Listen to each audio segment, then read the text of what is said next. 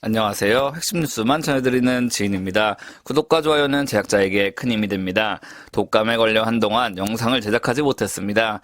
구독자 여러분들 모두 항상 건강 챙기시고 건강한 투자하시면 좋겠습니다. 오늘은 한국 대표 신용평가 기관 중 하나인 나이스 신용평가에서 유의미한 분석을 내놨기 때문에 이를 알려드리려고 콘텐츠를 제작했습니다. 한국 대표 조선사는 한국조선해양, 현대중공업입니다. 다만 초과 수익을 얻고 싶으신 분들은 삼성중공업 및 하나오션 중 고민하실 것이고, 그런 분들이 제 영상을 참고하시면 좋을 것 같습니다. 일단 간단하게 나이스 신용평가가 어떤 입장을 밝혔는지 이를 살펴보겠습니다. 현대중공업 같은 경우는 장기와 단기에서 동일한 신용등급을 유지했습니다. 이미 최고의 기업이기 때문에 신용등급 또한 최고를 유지하고 있다고 볼 수 있습니다. 그리고 삼성중공업 같은 경우는 장기와 단기에서 모두 신용등급 상승이 발생했습니다. 마지막으로 하나오션은 처음으로 신용평가를 실시해 장기적인 신용등급 상향을 달성했습니다. 다만 이번 평가는 신규 평가이기 때문에 긍정적이라고만 볼 수는 없으며, 나이스 신용평가의 배려가 일부 적용돼 이 같은 의외로 좋은 평가가 발생했다고 볼 수 있습니다. 그렇다면 이런 신용평가 발생이 어떻게 진행됐는지 이에 대한 상세한 설명을 이어가겠습니다. 일단 삼성중공업의 경우를 살펴보겠습니다. 2023년 들어서 과거 높은 가격에 수주했던 물량이 건조되고, 이에 따라 높은 매출 및 영업이익을 확보하게 됐습니다. 특히 앞으로도 여전히 LNG 운반선 사업은 호조라고 볼 수 있고, 이에 따라 현금 창출력이 과거 대비 크게 향상될 것으로 예상됩니다. 다만 아직까지 부채가 많은 상황이기 때문에 차입 부담은 이어질 것으로 보입니다. 하나오션 같은 경우는 올해 드디어 저마진으로 수주한 물량이 대부분 해결됐습니다.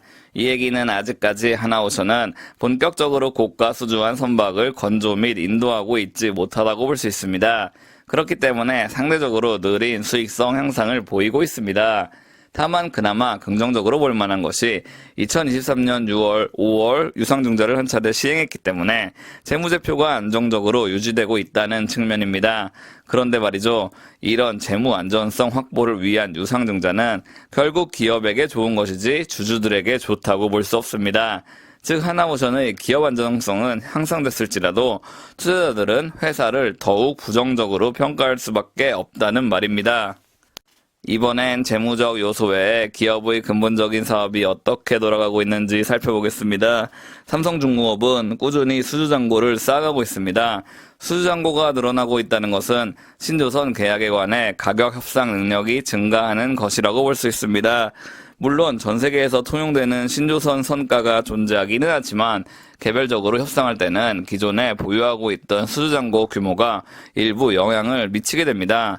즉 삼성중공업의 수주 역량은 지속적으로 증가하고 있다고 볼 수 있죠. 다만 여전히 부채 비율이 높게 유지되고 있다는 점이 부정적이라고 볼 수 있습니다. 하나오션의 최대 문제점은 신조선 수주가 제대로 이루어지지 않고 있다는 데 있습니다. 나이스 신용평가는 생산 공정 안정화, 고선가 수주 물량의 건조 진행 등으로 하나오션의 수익성이 점진적으로 개선될 것이라고 언급했습니다. 그런데 말이죠, 이 기업의 문제는 결국 수주가 부진하다는 데 있습니다. 하나오션은 올해 수주 달성률이 21.1%에 불과합니다. 이는 타 조선사 대비 크게 부진한 수치이며 기업 인수가 확정된 상태에서도 개선되지 않은 수치입니다. 이는 결국 아직까지도 하나오션의 경영진이 적극적으로 영업인력을 확보하지 못했기 때문으로 파악됩니다.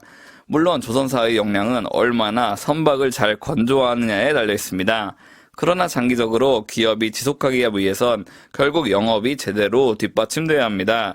이러한 측면에서 봤을 때 아직까지도 하나오션은 제대로 된 영업력을 보여주지 못하고 있습니다.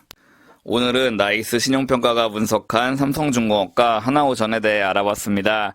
결국 조선사는 수주잔고가 모든 것을 대변합니다. 조선 3사의 건조 역량은 비슷한 수준이며 특별한 전략은 거의 없다고 봐도 과언이 아닙니다. 이런 레드오션에서 살아남기 위해서는 결국 방산 제품이 아닌 상선에 보다 역량을 집중해야 합니다. 그래야 하나오션이 중장기적으로 살아남을 수 있고 이를 기반으로 주가 또한 긍정적으로 흘러갈 것입니다. 제가 준비한 소식은 여기까지입니다. 지금까지 핵심 뉴스만 전해드리는 지인이었습니다. 감사합니다.